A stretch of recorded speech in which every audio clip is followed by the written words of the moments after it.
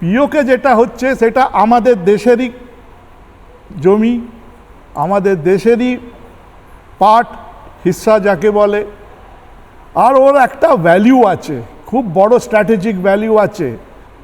আমরা 70 বছর ধরে একটা ব্লান্ডারের পরে একটা ব্লান্ডার করে যাচ্ছি। এই প্রথম প্রাইম মিনিস্টার যার পলিটিক্যাল উইলের মধ্যে পিওকে ফেরত নেওয়ার একটা জোশ আছে, একটা জোর আছে। একটা উইন্ডো অফ অপরচুনিটি ছিল, তার উপরে সিজ ফায়ার হয়ে গেছে, সেই উইন্ডো অফ অপরচুনিটি আমরা হারিয়ে দিয়েছি।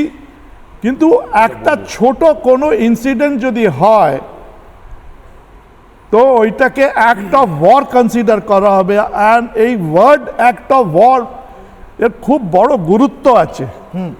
সেটা হচ্ছে full might, full force and maximum destruction. Sir Bangla একবার যদি বলে দিই, ফুল ফোর্স, একদম সম্পূর্ণ শক্তি দিয়ে ঝাঁপিয়ে পড়া, আর ম্যাক্সিমাম ডিস্ট্রাকশন, সবকিছু ধ্বংস হয়ে যাবে। যদি পাকিস্তান চোখ তুলে তাকানোর চেষ্টা করে তো প্রত্যাঘাত হবে, তাই নয় কি স্যার?